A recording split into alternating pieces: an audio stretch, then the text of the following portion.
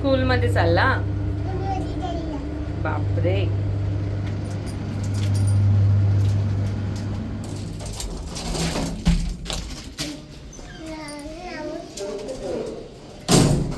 चल हँड पकड माझा, हँड पकड. नीट नीट नीट नीट नीट नीट नीट. चला इकडे इकडे. मग कुठे चालला? हां, टीचरला भेटायला चालला? बापरे. मग काय सांगणार टीचरला तिकडे तू? तुझं नेम सांगणार ना? कसं सांगणार? असं असं म्हणजे कसं? माय नेम इज मल्हार संकेत. संकेत पण बोलायचं. पूर्ण नेम बोल तू, फुल नेम बोल. माय नेम इज मल्हार.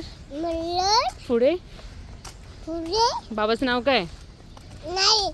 मल्हार संकेत दौंड. अरे अगाऊ असं बोलतात. तर गाडी आली. बापरे, गाडी आली. हां, आईला ठोकेल. बापरे, नाही ठोकणार. आपण साईडने चालायचं ना, मग नाही ठोकणार गाडी आपल्याला. ऑटो आली ना, ऑटो रिक्षा आली. अच्छा, हां आपण बसू, नंतर बसू ऑटो रिक्षामध्ये. येताना बसू आपण. ओके. तर आम्ही चाललो आहे आता स्कूलमध्ये चौकशी करण्यासाठी. मल्हार आता 2.5 वर्षाचा पूर्ण होतोय. तो आम्ही त्याच्या ॲडमिशनचं बघतो आहोत. पाठीमागे गाड्यांचा आवाज भरपूर येतोय. तर ॲडमिशनसाठी आम्ही चौकशी करायला मी मल्हारला घेऊन झाले. आधीसुद्धा 2-3 स्कूलमध्ये आम्ही चौकशी करून आलो आहोत. बघू आता आणखी 2-3 स्कूलमध्ये चौकशी करायची. कसं वाटते, काय वाटतं आहे, आवडली, कुठली आवडते, सगळ्या गोष्टी बघून मगच आम्ही सिलेक्ट करू की कुठल्या स्कूलमध्ये घालायचं आहे. तर चला स्कूलमध्ये जाऊन येते आणि मग तुमच्याशी बोलते.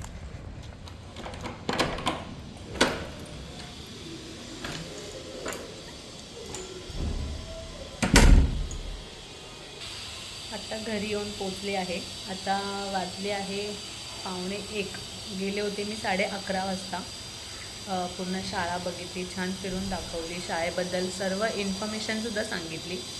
आता बघू, तुम्ही पण मला सजेस्ट करून सांगू शकता की मी मल्हारसाठी कुठलं बोर्ड घेऊ शकते, CBSE की महाराष्ट्र बोर्ड घेऊ शकते किंवा दिल्ली बोर्ड. दोन्हीपैकी कुठलाही बोर्ड तुम्ही सजेस्ट करू शकता. तुमचेही मुलं स्कूलमध्ये असतील, मलाही अनुभव असेल, तर मला नक्कीच कमेंट करून सांगा की कुठला बोर्ड चांगला आहे मुलांसाठी.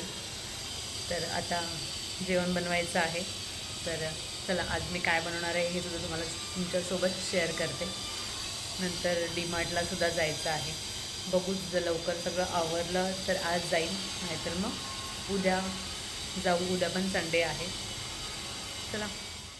तर सुरुवातीला मी हिरव्या मिरच्या आणि लसूण ह्या वाटून घेणार आहेत. तुम्ही तुमच्या चवीप्रमाणे, अंदाजाप्रमाणे हिरवी मिरची आणि लसूण याचं प्रमाण घेऊ शकता. तर मी माझ्या म्हणजे जितकी मला भाकरी करायच्या आहेत, पराठे करायचे आहेत, तितक्या अंदाजाने मी घेतलेले आहेत. हे बघा, पाणी टाकून छान वाटून घेतलेलं आहे मी. ह्याच्यामध्ये तुम्ही अद्रकसुद्धा घेऊ शकता, ऑप्शनल आहे.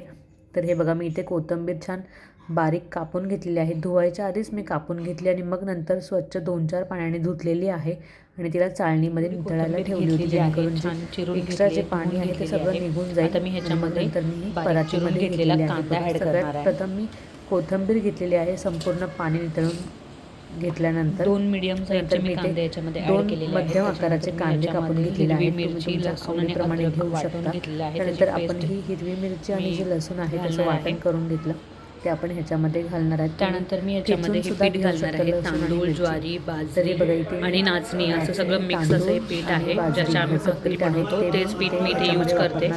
तुम्ही कुठलंही तांदूळ, बेसन पीठ असं मिक्स करून घेऊ शकता. मिक्स डाळींचं पीठ तुम्ही घेऊ शकता. म्हणजे जे भाजणीचं पीठ म्हणा किंवा जे आवडतं ते तुम्ही घालू शकता याच्यामध्ये. तर हे नाचणी, तांदूळ आणि ज्वारी, बाजरी असं मिक्स चारीचं मिक्स पीठ आहे. हे आम्ही रोज भाकरी करण्यासाठी वापरतो. मी तेच आता इथे वापरते आहे. त्याच्यामध्ये नंतर चवीप्रमाणे मीठ घालायचं आहे आपल्याला.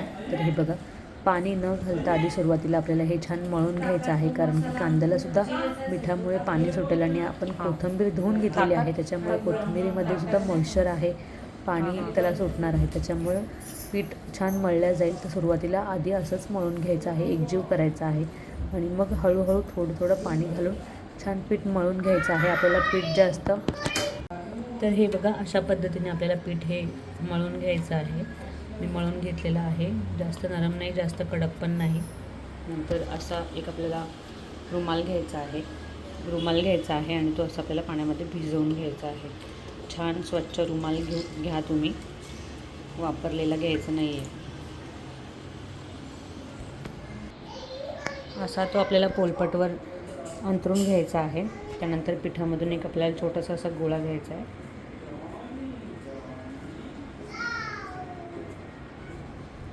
त्यानंतर थोडंसं हात आपले ओले करून घ्यायचे आहेत. थोडंसं पाणी ह्याच्यामध्ये घालायचं आहे आणि तो गोळा आपल्याला ह्याच्यावर असा थापून घ्यायचा आहे. तुम्हाला जसा आवडतो जाड पातळ तसा पराठा तुम्ही याच्यावर थापून घेऊ शकता.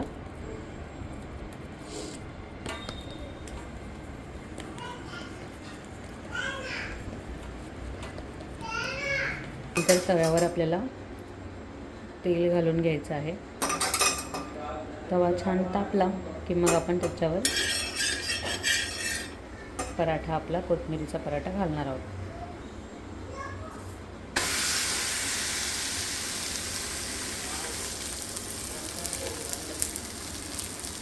आता एका साईडने छान ब्राऊन रंग येईपर्यंत छान भाजून घ्यायचा आहे आणि मग नंतर आपल्याला तो पलटी करायचा आहे. तर दोन्ही बाजूने आपल्याला छान हा भाजून घ्यायचा आहे. मस्त तेल वापरू शकता तुम्ही, तूपही वापरू शकता, बटरही वापरू शकता इथे. तर छान आपल्याला भाजून घ्यायचं आहे. ब्राऊन रंग येईपर्यंत तुम्ही पाहत राहा मी कसा भाजते आहे. छान अगदी कच्चा नाही राहायला पाहिजे, असं सगळीकडनं भाजून घ्यायचं आहे. आणि आपला इथे पराठा किंवा थालीपीठ, कोथिंबीरीचं थालीपीठ हे तयार आहे. तर आजचा व्हिडिओ तुम्ही बघितलाच की मल्हारची बडबड, छान असं मस्त त्याचं आणि माझं कन्व्हर्सेशन चालू होतं. मस्त मी मल्हारला इंटरव्ह्यूसाठी स्कूलमध्ये घेऊन गेली होती. तर खेळता खेळता छान असे त्यांनी उत्तर दिले. टीचरसुद्धा खुश झाल्या की भरपूर ॲक्टिव्ह आहेत म्हणाल्या. भरपूर म्हणजे खूप छान छान असं त्याला कॉम्प्लिमेंट दिल्या टीचरनी. तर खूप छान वाटलं. आणि आत्ताशी ह्या पहिल्या स्कूलमध्ये त्याचा इंटरव्ह्यू झालेला आहे. अजून 2-3 स्कूल आम्ही फायनलाईज केलेले आहेत. तिथे पण जायचं आहे, तिथे पण इंटरव्ह्यू होईल. कसं आहे, फी वगैरे कशी आहे, स्कूल कशी आहे, या सगळ्या गोष्टी झाल्यानंतर आम्ही स्कूल एक फायनलाईज करू आणि मग त्याच्यामध्ये त्याचं ॲडमिशन करू. तर बघतच राहा व्हिडिओ. तर तुम्हाला मी पुढे अपडेट देत राहील की मी मल्हारला कुठल्या स्कूलमध्ये घालणार आहे, स्कूल कशी आहे, काय आहे, ते सगळं सांगणार आहे. तर आणि आजची मल्हारची बडबड, मल्हारचं कन्व्हर्सेशन, माझं कन्व्हर्सेशन आणि आजची रेसिपी तुम्हाला कशी वाटली कमेंट करून नक्की सांगा. आणि आवडली असेल तर व्हिडिओला लाईक करा, शेअर करा आणि सबस्क्राईब करा. तोपर्यंत बाय. श्री स्वामी समर्थ.